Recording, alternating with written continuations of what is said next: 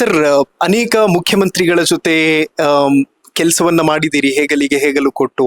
ಒಬ್ಬೊಬ್ಬರದ್ದು ಒಂದೊಂದು ರೀತಿಯಾದಂತಹ style of working ಇರುತ್ತೆ.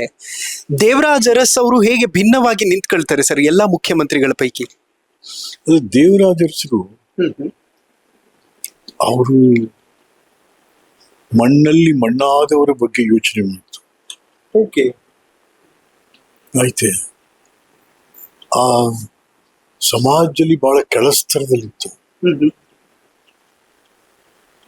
ಹೌಸ್ಲೆಸ್, ಸೈಟ್ಲೆಸ್, ಪೆನ್ನಿಲೆಸ್, ಇವೆಲ್ಲ ಆ ಥರ ಜನ. ಯಾಕೆಂತಂದ್ರೆ ದೇವರಾಜ ಅಧಿಕಾರಕ್ಕೆ ಬಂದಂತ ಸಂದರ್ಭದಲ್ಲಿ ಅವಾಗ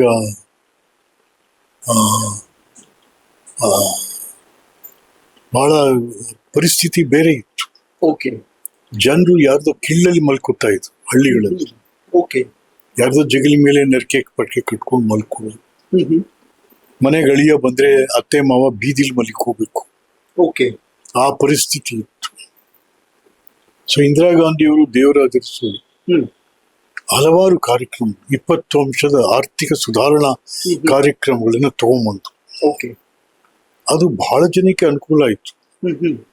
ಲ್ಯಾಂಡ್ ರಿಫಾರ್ಮ್ಸ್ ಅಲ್ಲಿ ಭೂಮಿ ಸಿಕ್ತು, ಮನೆ ಸಿಕ್ತು, ಸೈಟ್ ಸಿಕ್ತು. ಸರ್ಕಾರದ ಹಲವಾರು ಕಾರ್ಯಕ್ರಮಗಳಿಗೆ ಆರ್ಥಿಕ ಬಲ ಬಂತು. ಮಕ್ಕಳಿಗೆ ಎಜುಕೇಶನ್. ದೇವರಾಜ ಅರಸು ಬೇಕಾದಷ್ಟು ಹಾಸ್ಟೆಲ್ಗಳು ಕಟ್ಟಿದ್ರು. Backward class hostel, SC/ST hostel, minority hostel. ಅದರಿಂದ ಹಳ್ಳಿ ಮಕ್ಕಳು ಸಿಟಿಗೆ ಬಂದು ಓದ್ಲಿಕ್ಕೆ ಸಾಧ್ಯ ಆಯ್ತು. ಡಿಗ್ರಿ ತಗೊಂಡ್ರು, ಬೇರೆ ಬೇರೆ ಕೆಲಸಗಳು ಹೋದ್ರು, ಎಲ್ಲ ಆಯ್ತು.